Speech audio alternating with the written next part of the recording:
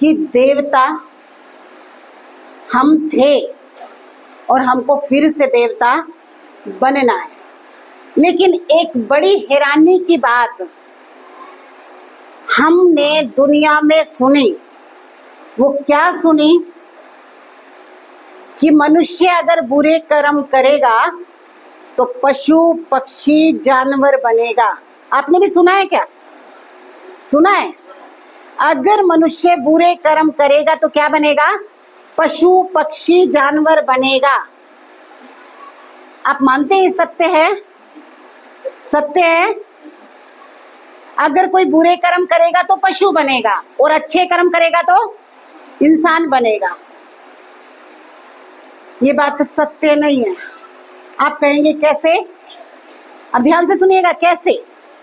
अगर बुरे कर्मों का फल पशु योनि होती तो जितने पशु हैं वो सारे के सारे दुखी होने चाहिए थे, क्योंकि पाप कर्मों का फल है पशु योनि। तो मैंने अगर पाप कर्म किए और मैं पशु बनी तो पशु के रूप में सारे के सारे दुखी होने चाहिए, और पुण्य कर्म करके मुझे मिली मनुष्य योनि, तो जितने भी मनुष्य हैं वो सब सुखी होने चाहिए। तो क्या सारे मनुष्य सुखी हैं? हैं? तो मैं अपने पाप कर्मों की सजा भुगत आई। ऐसा ही लोग कहते ना कि मेरे को 84 लाख योनियां भुगतने के बाद ये मनुष्य योनि मिली है। तो मैं अपनी सजा 84 लाख योनियों में भुगत आई। अब मैं मनुष्य बनी, तो मनुष्य बन करके मेरा जीवन कैसा होना चाहिए? सुखी होना चाहिए। लेकिन अगर आप देखोगे कोई मनुष्य पैदा होते ही कैंसर है, किसी को हार्ट अटैक हो गया, किसी के दिल में छेद है, कोई व्यक्ति ऐसे हैं बच्चा पैदा हुआ और पीने के लिए दूध नहीं है, कोई दुनिया में आया और पैदा होते ही उसकी मां मर गई। तो अगर उसने पाप कर्मों की सजा भुगत ली तो उसको किस चीज की सजा मिल रही है मनुष्य बनकर? एक मनुष्य बड़ा अच्छा जीवन जी रहा है, गाड़ियां हैं, मोटर कार है, महल है, सरकारी नौकरी है, पैसा है, समाज में इज्जत है। और एक व्यक्ति संसार में ऐसा है जिसके पास खाने के लिए रोटी नहीं, कचरे में से ढूंढ ढूंढ के डबल रोटी लोगों का बचा खुचा जूठा खाते हैं। ऐसे भी तो मनुष्य है ना। तो अगर उन्होंने पाप कर्मों की सजा भुगत ली तो वो ऐसा गंदा जीवन क्यों जी रहे हैं? अच्छा, अगर पशु योनि सजा की योनि है, पाप की योनि है, तो कई कुत्ते आपको मिलेंगे जो गाड़ियों में घूमते हैं, एसी में रहते हैं, बढ़िया बढ़िया फल खाते हैं और उनके नौकर चाकर उनको नहलाते हैं और घर में मालिक के गद्दे में वो सोते हैं। तो आप कौन सा जीवन अच्छा कहोगे? वो जो एसी में रह रहे कुत्ता वो, या एक जो कचरे में जूठा खाना ढूंढ के खा रहा है वो? कौन सा जीवन अच्छा है? एसी वाला। दूसरी बात, अगर मनुष्य योनि सबसे ऊंचा, हम जो कहते हैं मनुष्य योनि पाप कर्मों की सजा भुगतने के बाद मिली है, तो सजा मिलती क्यों है? सुधरने के लिए। मैंने कोई पाप किया, पिछले जन्म में किसी का कत्ल किया और इस जन्म में मैं बन गई शेर, तो मैं क्या कर रही हूं? मैं कत्ल नहीं कर रही हूं, खा नहीं रही हूं, तो मैं सुधरी तो नहीं, बिगड़ गई। अच्छा चलो, शेर नहीं बनी, मैं बन गई बिल्ली, तो बिल्ली बन के मैं चूहे नहीं मार रही, मलाई चुरा चुरा के खा रही हूं, लोगों का घर में दूध रखा हुआ है उसको पी जाती हूं। तो मैंने अगर पाप कर्मों का फल पशु योनि में भुगता तो पशुओं को, जरा ध्यान से सुनने वाली बात है, पशु का जीवन सजा का जीवन होना चाहिए, सुधार का जीवन होना चाहिए, लेकिन उनके जीवन में सुधार तो नहीं है। छिपकली बन गई मैं, तो छिपकली बन के क्या कर रही हूँ? मच्छर मार मार के खा रही हूँ। अच्छा, चूहा बन गई मैं, तो लोगों का सामान कुतर रही हूँ। तो वास्तव में जैसा बीज वैसा फल। आम के बीज से आम ही पैदा होगा और पपीते के बीज से पपीता ही पैदा होगा। इसलिए हर एक योनि की आत्मा अलग है। मनुष्य योनि की आत्मा चाहे कितने भी पाप कर ले, वो बनेगी मनुष्य, पशु कभी नहीं बनेंगे। हमें पाप कर्मों की सजा तो मिलेगी। मैंने पाप किए तो मुझे पाप कर्मों की सजा तो मिलेगी, लेकिन किस रूप में मिलेगी? मनुष्य बनकर। पशु बनकर के मुझे सजा नहीं मिलेगी। तो मनुष्य बनकर के कैसे मिलेगी? देखो कि हमारी चलते चलते टांग टूट गई, क्या है ये? सजा नहीं है। मुझे ऐसी बीमारी लग गई कि मेरा सारा पैसा बीमारी में लग गया, सजा नहीं है। किसी कोई पैदा हुआ और पैदा होते ही उसके माँ बाप मर गए, अब वो दूसरों के सहारे जिंदगी जी रहा है, क्या वो सजा नहीं है? तो हर एक को अपने कर्मों की सजा भुगतनी पड़ती है, लेकिन मनुष्य मनुष्य बनकर के सजा भुगतेगा, पशु पशु बनकर ही सजा भुगतेगा। कभी कोई मनुष्य पशु नहीं बनता। अब आप कहेंगे क्या जो हमने सुना था वो झूठी बात थी? क्योंकि सवाल तो पैदा होता है ना। इतने सालों से हम सुनते आए हैं, हमारे पूर्वज ये बात कहते आए हैं, साधु संत महात्मा ये बात कहते आए हैं कि बुरे कर्मों का फल जो है वो क्या है? जानवर योनि, पशु योनि, 84 लाख योनि। तो क्या वो सारे झूठ बोल रहे हैं? नहीं, वो झूठ नहीं बोल रहे हैं। आपके घर में छोटा बच्चा है, वो गोदी से उतर उतर के बाहर भाग रहा है, गली में जा रहा है, आप क्या कहते हो बच्चे को? अंदर बैठ जा, वो बाबा बैठा है ना, बाबा वो देख, वो झोला है ना उसका, वो झोले में डाल के ले जाएगा। आप मन में बच्चे के डर बिठाते हो ताकि वो अंदर बैठ जाए। वो बच्चा बार बार भागता है बाहर और आप उसको रोकते हो, वो नहीं मानता, तो आप उसको क्या कहोगे? वो देख, वो अंकल बैठे हैं ना, अंकल वो तेरा कान काट लेंगे, फिर मत करना, जा जा जा बाहर जा, कोई मना थोड़ी कर रहे हैं, वो कान काट लेंगे। अब वो डर के मारे बच्चा बाहर नहीं जाता। फिर एक डर और भी दिखाते हैं, बंदर है ना, बंदर तुझे उठा के ले जाएगा। अब क्या वो जो बात माँ कह रही होती है बच्चे को रोकने के लिए सच में होती है? लेकिन वो क्यों कहती है? ताकि बच्चा भागे नहीं बाहर, अंदर आराम से बैठ जाए। इसलिए साधु संत महात्माओं ने हमें पाप कर्म करने से रोकना था। इसलिए हमारे मन के अंदर ये डर बिठाया कि अगर तुम बुरे कर्म करोगे ना तो गधे बन जाओगे, कुत्ते बन जाओगे। लेकिन आज का मनुष्य पता है बड़ा सियाना है। कल की कल देखेंगे, कल बनेंगे ना, आज थोड़ी बन रहे हैं। आज तो हम जो करना है वही करेंगे। तो अब भगवान को भी, जैसे बच्चा बड़ा हो गया ना, अब आप उसको कहोगे साधु उठा के ले जाएगा, वो क्या कहेगा? उठा ले जाएगा तो उठा ले जाएगा, मैं तो जाऊंगा, क्योंकि बच्चा बड़ा हो गया, अब आप उसको रोक नहीं सकते हो। उसी तरीके से हम भी सियाने हो गए।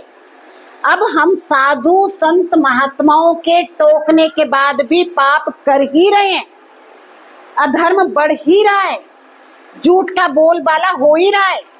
तो इसलिए भगवान आ करके हमको ये सच्चाई बताता है कि कोई भी मनुष्य कभी पशु नहीं बनेगा, लेकिन सजा जरूर भुगतेगा। आप कहेंगे कैसे? आपने कुली देखा है स्टेशन पे? वजन उठाते हैं वो सारा दिन, इतना इतना वजन उठाते हैं और सारा दिन में वो 600, 500, 200, 300 रुपए कमाते हैं। तो उनका जीवन कैसा है? गधे जैसा। वजन उठा रहे हैं सारी उम्र। शरीर है किसका? इंसान का, पर जीवन कैसा है? गधे जैसा। कई कई इंसान देखे होंगे जिनके पैर नहीं है, वो घिसट घिसट के चलते हैं, क्या कहते हैं, कुत्ते जैसी जिंदगी जी रहे हैं। तो इसलिए हमें गधा, कुत्ता, घोड़ा नहीं बनते हैं, लेकिन इंसान की योनि में गधे, कुत्ते, घोड़े जैसा जीवन जीते। तो कहा जाता है लख 84। लख माना जानना। हम 84 जन्म लेते हैं, 84 लाख योनियों में हम नहीं जाते हैं। हम क्या बनेंगे? हम क्या बनेंगे? हमेशा कुत्ता बनेंगे? कुत्ता बनेंगे। अभी यहाँ प्रश्न पूछ सकते हो, मैं आपको हर चीज क्लियर करूंगी। इससे संबंधित आप प्रश्न पूछ सकते हैं। कहीं कोई बात समझ में ना आई हो तो आप पूछिए, आपको बताऊंगी मैं। तो बताइए, अगर आपको ये बात समझ में नहीं आई तो आप हर बात का प्रश्न का उत्तर पूछ सकते हैं। ये बात आप गांठ बांध लीजिए।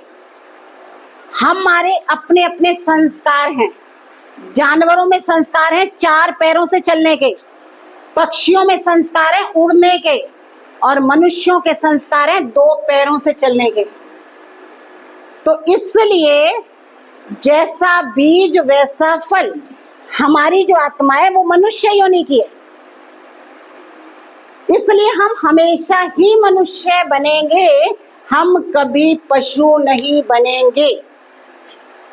लेकिन ये ध्यान रख लीजिएगा, पाप कर्मों की सजा तो मिलेगी ही मिलेगी। अब मैं कहानी सुना रही थी आपको एक, कि हम मनुष्यों में भी अलग अलग योनियों से निकलते हैं। मनुष्य में भी एक है देवता, दूसरा है मनुष्य, तीसरा जो लड़ते झगड़ते हैं वो है असुर। तो अब हम देवता कैसे बन सकते हैं, उस पर कहानी सुना रही थी। एक ट्रक के अंदर एक मूर्ति जा रही थी देवी माँ की, और एक पत्थर, मार्बल का सफेद पत्थर जा रहा था। दोनों एक ही ट्रक में थे। तो वो पत्थर बड़ा दुखी होकर के बोलता है मूर्ति से कि देख, तू भी उसी पहाड़ से निकली और मैं भी उसी पहाड़ से निकला। दोनों का पहाड़ एक ही है, लेकिन किस्मत देख हम दोनों की अलग अलग। तू भी मंदिर में जा रही है और मैं भी मंदिर में जा रहा हूं, लेकिन तुझे तो मंदिर में बड़े ऊंचे स्थान पे बिठाया जाएगा, लोग तेरी पूजा करेंगे, तेरे पे फल चढ़ाएंगे, तेरे को नए नए आभूषण पहनाएंगे, रोज तेरे आगे माथा टेकेंगे। लेकिन हाय रे मेरी किस्मत, मैं मंदिर के फर्श में लगूंगा और लोगों के पैरों के नीचे रोंदा जाऊंगा। भगवान कितनी बड़ी गड़बड़ करता है, भगवान कितनी बड़ी गड़बड़ करता है। एक ही पहाड़ से निकले और दोनों की तकदीर अलग अलग। अब देखिए मूर्ति क्या जवाब देती है। मूर्ति कहती है ना, भगवान ने कोई दुबात नहीं की। वो मूर्ति कहती है, जब मुझे पहाड़ से काटा गया, जब मुझे पहाड़ से काटा गया, जब मुझे मशीनों से निकाला गया, तो मैं टूटा नहीं। जिस आकार में मुझे ढाला गया, मैं उस आकार में ढलती रही। लेकिन तुमको जब मशीन से निकाला गया, जब काटा गया, तो तुम बीच में शोर भी मचाते रहे और बीच में टुकड़े भी तुम्हारे होते रहे। तुम्हें जिस आकार में ढाला, तुम उसमें ढले नहीं।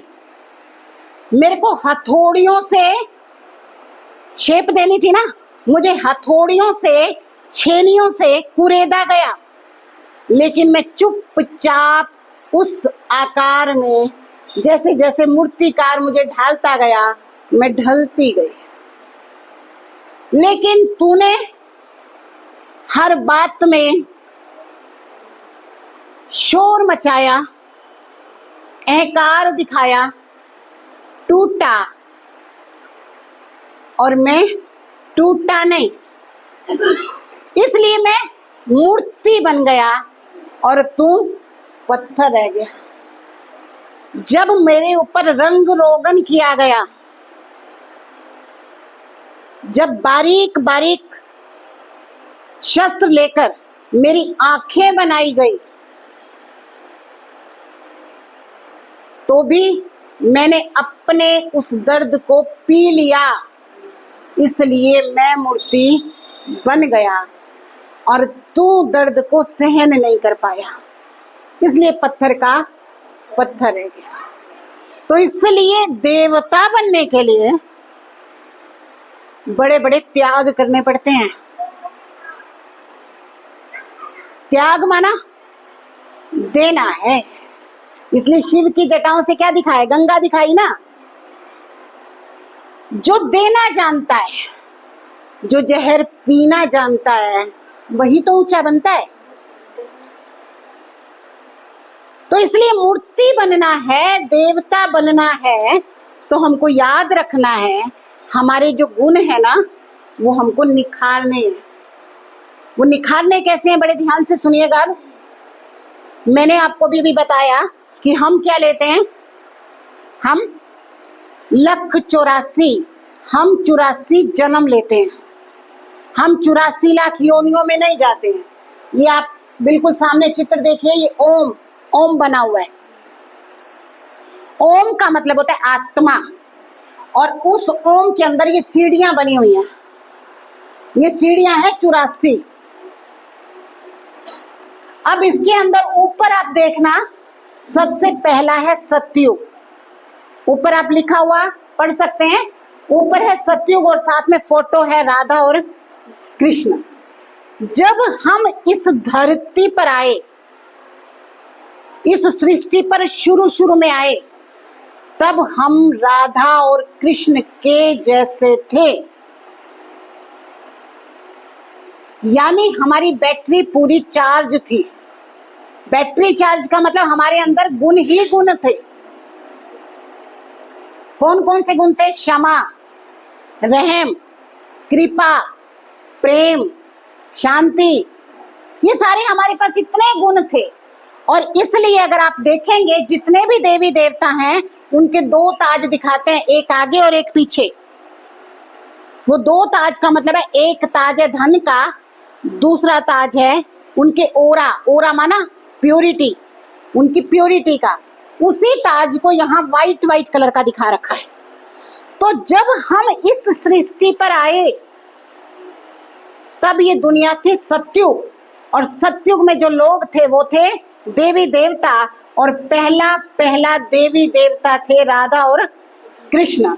और यही राधा कृष्ण जब बड़े होते हैं और इनको राजगद्दी मिलती है, तब इनका नाम होता है लक्ष्मी नारायण। इस बात को थोड़ा सा ध्यान से सुनिएगा। सतयुग में आते हैं राधा और कृष्ण। आप लोगों ने नहीं पूछा कि राधा कृष्ण तो द्वापर में होते हैं, हमने तो यही सुना था। लेकिन यहाँ हम आपको बता रहे हैं राधा कृष्ण सतयुग में, और यही जब बड़े होते हैं तब ये कहलाते हैं लक्ष्मी नारायण।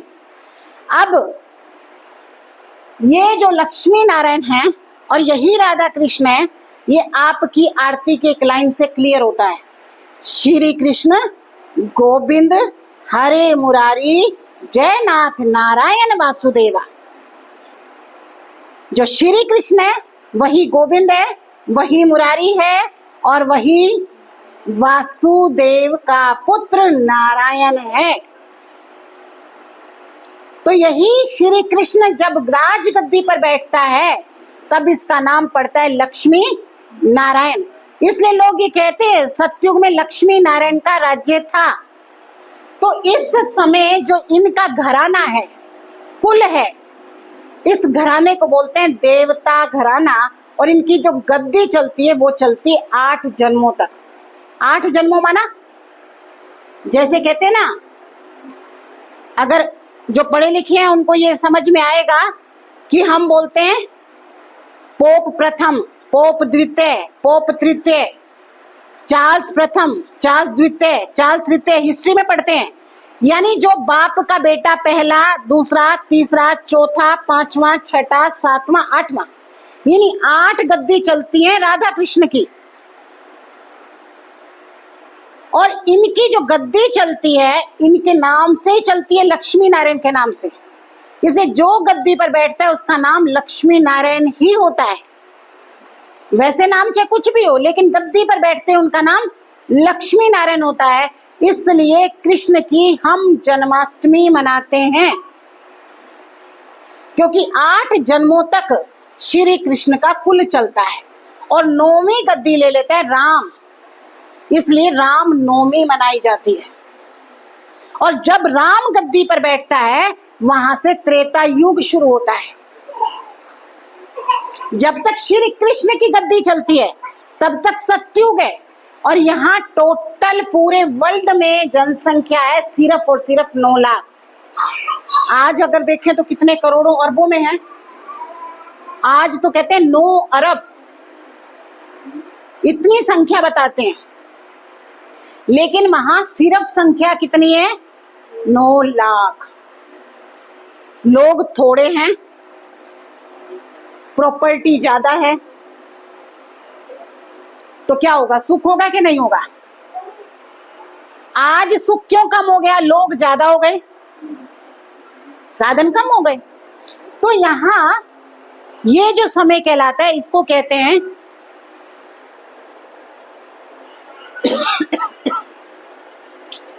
यहाँ पर 16 कला संपूर्ण। जैसे पूर्णमासी का चांद होता है ना, पूर्णमासी का चांद माना पूरा गोल, तो इसका मतलब ये 16 कला संपूर्ण होते हैं। संपूर्ण माना पूर्णमासी की तरह पूरे। हर एक आत्मा संपूर्ण है, उसमें कोई डिफेक्ट नहीं है, फुली परफेक्ट है। और 9वीं गद्दी ले लेता है राम, और इसलिए हम मनाते हैं राम नवमी, और ये कहलाता है त्रेता युग। और फिर यहाँ पर होता है, इसको बोलते हैं चंद्रवंशी घराना। कहाँ हम कितने थे? 16 कला या थोड़ा सा। अब आप गिनते जाइए, पूर्णमासी का चांद है, धीरे धीरे धीरे धीरे कला कम होते होते अमावस आनी है ना। त्रेता में थोड़ा सा चांद घट गया, थोड़े से गुण कम हो गए। तो यहाँ भी है हम देवता, लेकिन निशानी क्या दिखाई? श्री कृष्ण के हाथ में दिखाई बांसुरी और राम के हाथ में दिखाया बाण। बांसुरी दिखाने का मतलब चैन की बांसुरी बजाता था, चैन ही चैन था। और यहाँ जो त्रेता युग है, यहाँ त्रेता युग के आखिर तक जनसंख्या है 33 करोड़। यहाँ कितनी जनसंख्या है? 33 करोड़, पूरे त्रेता युग के आखिर तक। और यहाँ जो 33 करोड़ लोग हैं, यानी पूरी धरती पे कौन रहता था? देवता। और वो देवता कौन थे? ये बैठे हैं, आप ही देवता थे। कई बार जन्म लिए ना, भूल गए। हम भी तो आए थे सतयुग में, फिर हम आए त्रेता में। आत्मा तो वही है, घूम रही है, चक्कर काट रही है। तो यहाँ हम 33 करोड़। लेकिन अब आप कहोगे, कई बार पता है क्या होता है? अब किसी के दादा परदादा किसी जमाने में राजा हो, और आज वो बताए, जैसे कई राजपूत कहते हैं हमारा जो दादा था या परदादा था उसके इतने जो है किले थे, इतने महल थे, बताते हैं ना ऐसे। तो अब वो बात लगती है नकली। क्यों लगती है? आज तो उनके पास कुछ है नहीं, तुम कहते हैं इनके पास कुछ है ही नहीं, तो वो बात सपना लगती है। उसी तरीके से हम थे देवी देवता। और वो समय सतयुग क्यों कहलाता था? स्वर्ग कहलाता था, क्योंकि सोने के महलों में हम रहते थे और दूध और घी की नदियां बहती थी। अब आप कहोगे दूध घी की नदियां कैसे बह सकती हैं? नदी पानी में, नदी में तो पानी बहेगा। आज से आप 20 साल पहले देख लो, दूध की कोई कमी होती थी हमारे यहाँ? आज है? आज गांव के गांव में दूध नहीं मिलता, गांव के गांव में। और कभी किसी समय में घर में मेहमान भी आते थे ना, तो भी दूध लस्सी के बिना तो हम जाने ही नहीं देते थे। आज लस्सी भी मोल बिकने लग गई। सोचो, लस्सी भी मोल बिकती है। तो इस समय सोने की दुनिया थी। शेर और गाय घाट पर पानी पीते थे, इसलिए ये समय कहलाता था स्वर्ग। और हर एक आत्मा थी सोने जैसी। सतयुग में कैसी आत्मा थी? सोने जैसी। और त्रेता में कैसी आत्मा थी? चांदी जैसी। और फिर आए हम द्वापर युग में। हमारा एक ताज गिर गया। कौन सा? 2 ताज थे ना, एक था धन का, दूसरा था गुणों का। गुणों का ताज गिर गया, धन का ताज रह गया। धन तो हमारे पास द्वापर युग में भी बहुत था, लेकिन सुख खत्म होना शुरू हो गया। और सुख खत्म हुआ, धन रहा, तो हमने क्या किया? पहली बार एक मंदिर बनाया। उस मंदिर का नाम था सोमनाथ का मंदिर। वो सोमनाथ का मंदिर जो सबसे फेमस है ना, वो मंदिर पहला बना द्वापर युग में। उससे पहले कोई मंदिर नहीं होते थे। तो हमने पहले पूजा की शिव की। लेकिन क्या हुआ? धरती की खुदाई होती है, मकान बनाते हैं। धरती की खुदाई में हमारी फोटो निकल आई, राम की, कृष्ण की, इनकी फोटो निकल आई। और हमने सोचा शायद ये भी भगवान है। हमने इनके मंदिर बनाने शुरू कर दिए और इनकी पूजा भी शुरू कर दी। यहां हमने किसी का मंदिर नहीं बनाया, लेकिन द्वापर युग में हमने मंदिर भी बनाए, हमने पूजा भी की। लेकिन इतनों की पूजा की कि हमारी बुद्धि एक जगह टिकी नहीं। अब जब बुद्धि एक जगह टिकेगी नहीं तो क्या होगा? क्या बैटरी चार्ज होगी? नहीं होगी। मैं मोबाइल चार्जिंग में लगाती हूँ, निकालती हूँ, चार्जिंग में लगाती हूँ, निकालती हूँ, चार्जिंग नहीं होगी। तो यहाँ हमारी बुद्धि भटकती रही और आत्मा हो गई तांबे जैसी। जनसंख्या बढ़ रही है या उम्र घट रही है, और जन्म भी बढ़ रहे हैं। सतयुग में थे 8 जन्म, त्रेता में थे 12 जन्म, द्वापर में जन्म हो गए 21 और उम्र हो गई कम।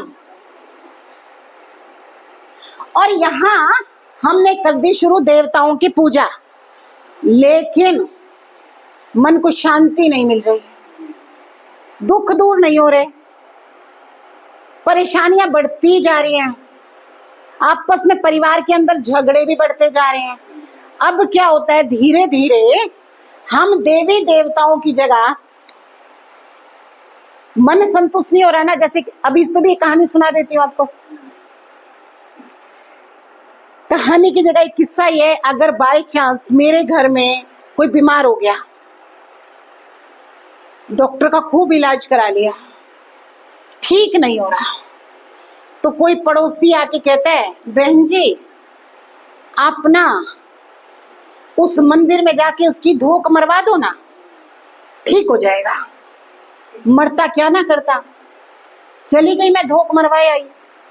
वहां उस बाबा की या उस देवी की या जिसकी भी मैंने करवाई, वो करा के आ गई। महीना हो गया, वो ठीक नहीं हुआ। मन तो बेचैन है। अब एक पड़ोसी और आ गया, उसने कहा अरे पता है वहां नहीं जाके दुख दूर होते, मेरी अजमाई हुई जगह है गुड़गांव में, वो माता है ना शीतला देवी, एक बार उसके भी मत्था टकवाया। चली गई मैं वहां भी माथा टेक के आई। अब वहां माथा टेक के आई, फिर भी मेरे घर के दुख दूर नहीं हुए। अब दुख दूर नहीं हुए तो तीसरे बंदे ने कहा, वो फलाना मेरा गुरुजी है ना, उस गुरुजी के पास जा, वो देगा नाम, मंत्र देगा, उसका जाप करियो, देखियो तेरे दुख दूर हो जाएंगे। अब दुखी हूं ना, तो जहां लोग भेजेंगे वहीं जाऊंगी। उस पे भी चली गई, फिर भी दुख दूर नहीं हुए। ऐसे माना, ऐसे इंसान क्या कर रहा है?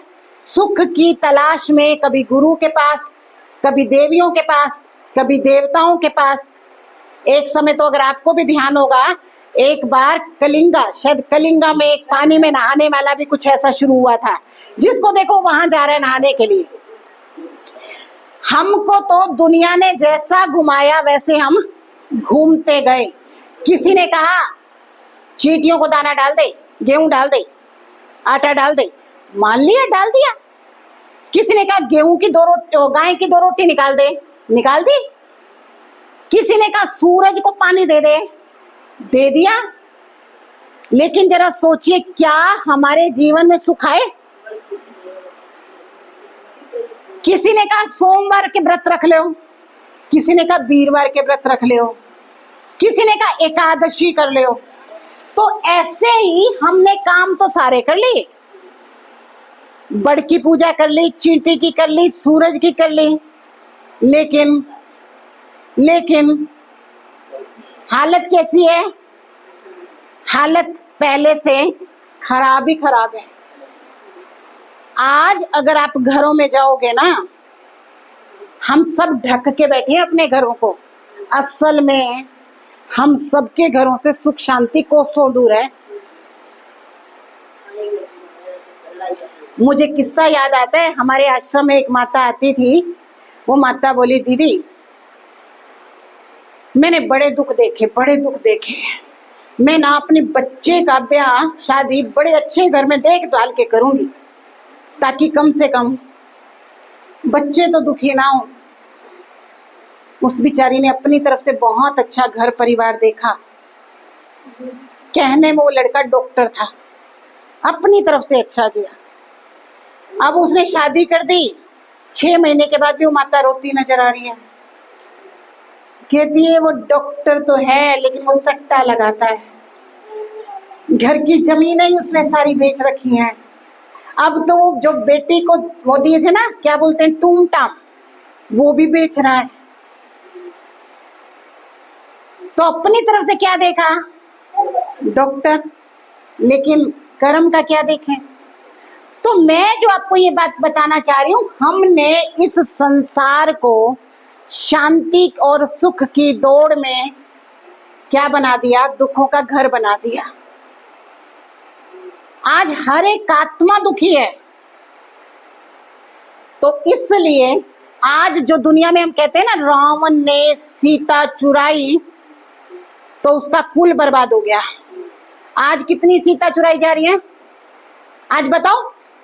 हमें तो पता ही नहीं है। देश में कितनी लड़कियां उठा करके ले जाते हैं, बेच देते हैं। कितनी सीताओं का हरण होता है, कितनों का बलात्कार होता है,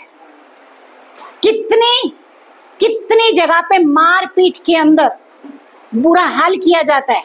आज हाल देखो क्या हो रहा है। रावण की दुनिया वहां नहीं थी रामायण के समय, रावण की दुनिया आज है। आज क्या हो गया, आज घर घर रावण है, आज घर घर दुशासन है, घर घर दुर्योधन है। बताओ नहीं है क्या? आज कहाँ है? मैं तो बार बार एक बात कहती हूँ, दुशासन माना जिसका राज्य बुरा हो, दुशासन, जहां प्रजा दुखी हो। आज बता दो है सुखी?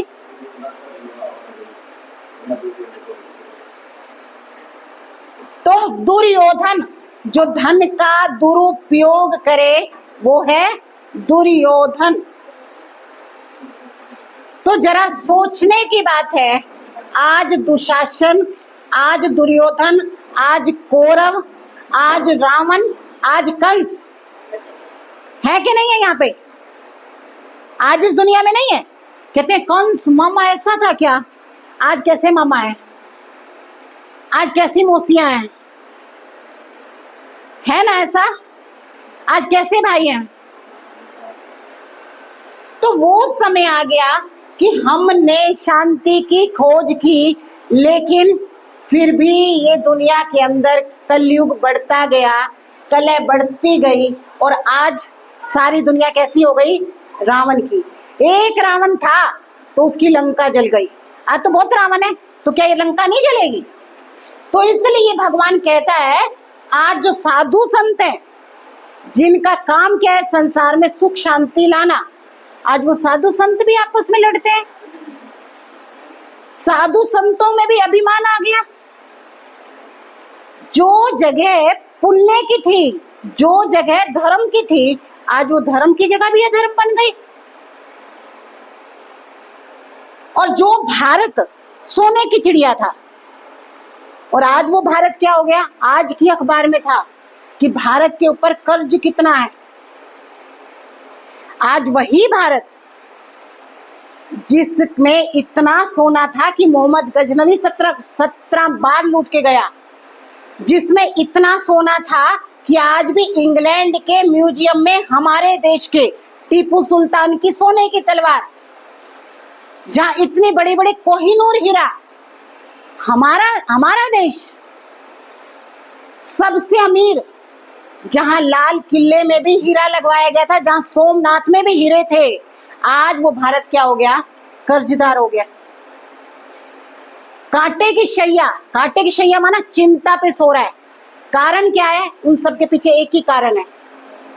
ये जो हालत हमारी खराब हुई, वो हालत खराब हुई, कनेक्शन कटा, सुख हटा। जैसे अभी यहां से पंखे का कनेक्शन हटा दें तो क्या कहेंगे? सिर्फ एक बटन है तो दबाना है, गर्मी शुरू। ऐसे ही हमारा परमात्मा से कनेक्शन कटा, जिंदगी में दुख बढ़ा, और हम सबका कनेक्शन कटा हुआ है। हम किसके पीछे भाग रहे हैं? सुख के पीछे। हम भाग रहे हैं शांति के पीछे। एक छोटा सा किस्सा और सुना देती हूँ। आज सुबह मैंने सुनाया था कि एक बार थोड़े से बच्चे इकट्ठे कहीं खेल रहे थे, और खेलते खेलते वो थक गए तो हुआ क्या? वो सारे के सारे भागने लगे अपने घर